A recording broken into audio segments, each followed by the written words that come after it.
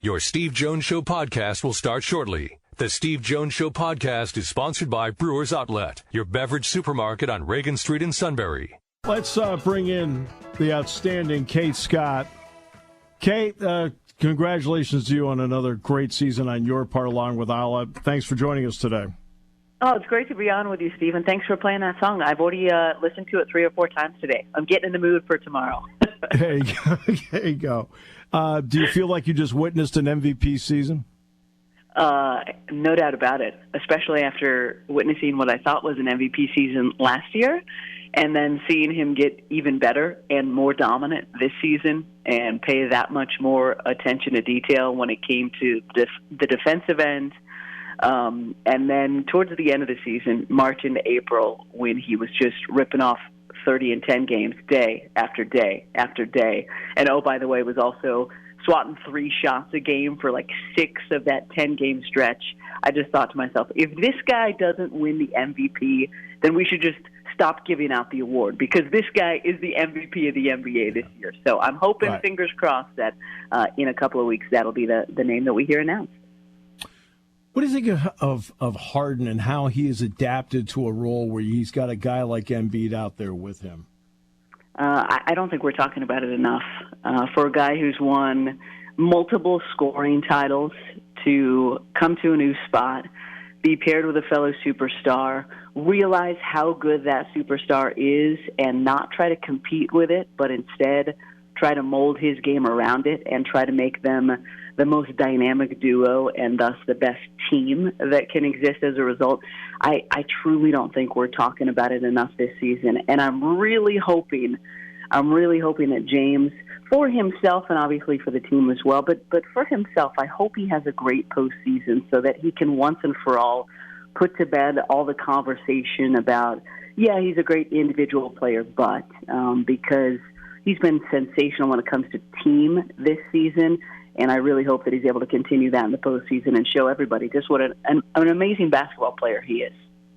I'm going to use an extremely old-time reference, but what he has done this season with his game reminds me of when Oscar Robertson checked his game in at the door when he joined Kareem with the Bucks and they won the championship.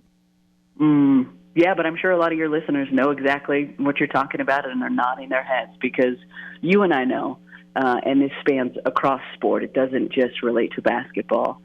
It is one thing to know what you need to do, but it is another thing, especially as a superstar who is surrounded by people who are saying, you're the dude, you're the dude. It is so much harder to actually make those sacrifices and compromises, even with the knowledge that it could lead to team success because we're in such a me place in our society right now.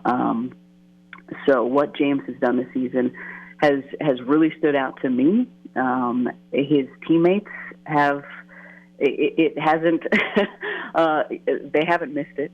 They are paying close attention to what he has done to help raise this team up. And since he came back from injury in December, Steve, they were 12-12, and everybody was freaking out because the Union and the Phillies and the Eagles and everybody was having such great seasons. It was what the heck is going on with the Sixers? But since they were 12-12, and James came back from his foot injury in early December, they finished the season with the best record from that point on in the NBA, and that's in large part due to number one, James Harden.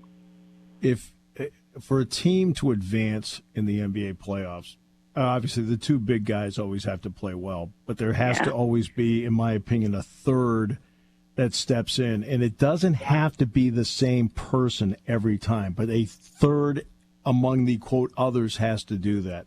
Do you see signs of that, of multiple options that can be a third on a given night? I do, and it's so funny you bring that up because I was at practice this morning over in Camden talking to a couple of the behind-the-scenes staffers, and that was what we were talking about. We were saying, man, I just have a feeling Tobias is going to have a game, just getting an inkling that George is going to go off for 4 or 5 threes in one of these contests. Just know from what he's done in the postseason in the past that P.J. Tucker at some point is going to have some huge offensive rebound, going to lead to either an Embiid or a Harden bucket, and then the next trip down the floor, he's going to drain one of those corner threes, and that's going to be it. I think DeAnthony Melton is going to do something special. I think Tyrese Maxey, who has, kind of searched around when it comes to the postseason his first couple of years in the league. I think that he's going to have one of those Tyrese games that has caught everybody's attention, not just in South Philly, but in the NBA the last couple of years. So, again, looking back to where the team was and what I felt like going into the postseason in my first year last year, and now coming into this postseason in year two, it's interesting I was so hopeful last year, but now in retrospect, I knew that it was mostly just hope because the team didn't have enough depth, like Niang's knee wasn't right. Danny Green was doing as best he could, but, he was getting up there in years, and then it was kind of, okay, what else? But there is so many options for that other guy this year. I didn't even mention Jalen McDaniels, who they picked up at the trade deadline and who is, I can tell you, this is his first postseason. He played with Charlotte his first 4 years in the league. How exciting is that if you're a player who gets flipped at the deadline and now you're on a team that really has a shot? So I know he's really excited. The depth is real. And now, as you said, it's just up to, are those guys able to perform when they get the ball? When the Nets season began, it was Kevin Durant, Kyrie Irving, hey, hope for Ben Simmons. 0 for 3 on that one, but what has made them a number 6 seed in all of this that makes them dangerous as a 6?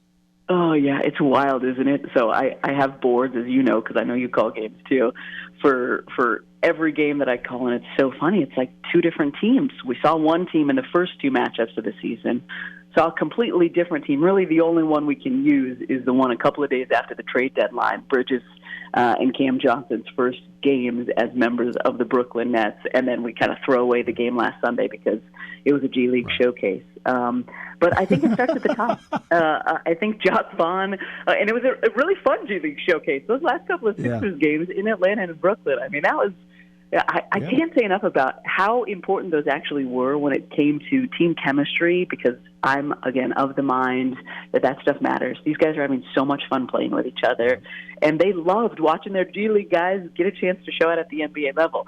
But to get back to your question, I think for the Nets it starts at the top. Like Jock Vaughn, rightfully so, Mike Brown out in Sacramento got the NBA Coach of the Year award from some entity recently. But I think the job that Jock has done with everything, starting in the off season, Doc has talked about it a couple of days this week because he spoke after every practice, and some reporters hadn't been there the day before, so he was asked about Jock a couple of times, and he said, it started in the off season. Don't you remember?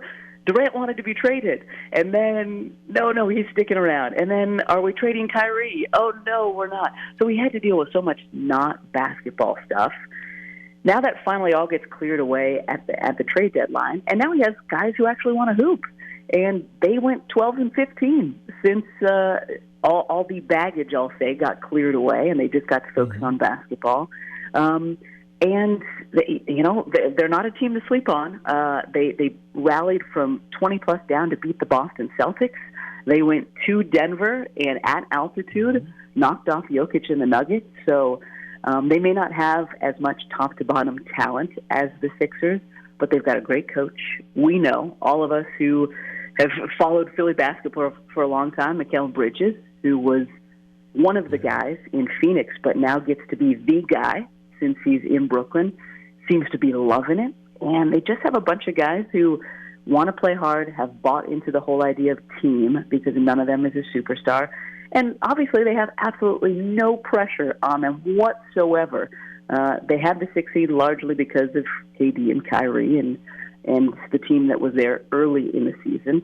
But how great for them. They got a week off to prepare for the Sixers, didn't have to be a part of the play-in tournament this week, and now they just get to go for it with absolutely nobody expecting them to do anything.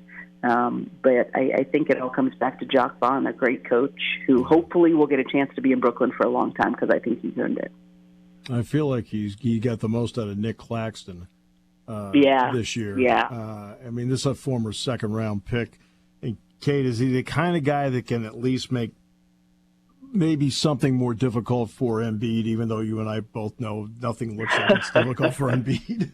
Yeah, I think the only guy who can maybe do that is Brook Lopez in Milwaukee, just because of what an absolute physical force he is. Yes. But yeah, I mean, Claxton showed that when we saw them in February in Brooklyn. He, as you mentioned, he's having a career year when it comes to points and rebounds and field goal percentage and blocks, and he's up in the top 5 in dunks in the NBA. He's a dude who's really found his spot, and I think, as you mentioned, in large part due to Jock just saying, hey, man, go play your game, and we will figure it out around you.